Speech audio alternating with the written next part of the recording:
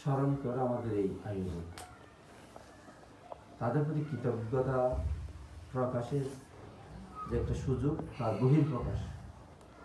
তো মনে মনে তো আমরা কৃতজ্ঞ, আমরা তো মনে মনে আমাদের অনেক জ্ঞাতিরা আমাদের উপকারী, তাদের উপকারের কথা, আমার অমুক আমাকে এরকম উপকার করেছে, এরকম করেছে, এরকম করেছে, এটা মনে মনে আছে, এটা তো কেউ দেখে না। এবং মনে মনে শুধু ভালো আছে সেটা না, মন্দটাও তো আছে, খারাপটা তো আছে। যখন আমরা তার সেটা কাজে প্রমাণ পাই, এই কাজটা খুব খারাপ হয়েছে, খুব মানে খারাপ হয়েছে এই কাজটা, আবার এই কাজটা খুব ভালো হয়েছে, বেশি ভালো হয়েছে। খারাপ ভিতরে আছে সেটা না দেখলেও যখন কাজে পরিণত হয় তখন সেটা প্রমাণ আমরা পাই, সেটা আমরা তখনই বুঝতে পারি যে এই কাজটা খারাপ, এই কাজটা ভালো। কি বসো না, কি কষ্ট তো তোমরা বুঝলে।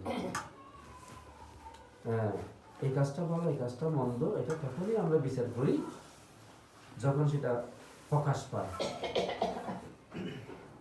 ঠিক অনুরূপভাবে একজন ছাত্র খুবই মেধাবী, মানে তার সব কিছু নগদার পরে এত মেধাবী যে সেটা মানে মহাপরিমাপ করা যাবে না। যখন সে পরীক্ষা দেয়, যখন সে খাতায় না লিখে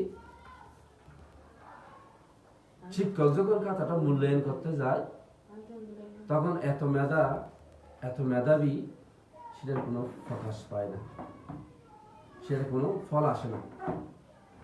বরাবরই সে অন্যান্য যে দামিশ কতগুলো আছে তাদের মতো সে ফেল করে, কিন্তু সে অনেক জ্ঞানী, অনেক মেধাবী, তার ভেতর অনেক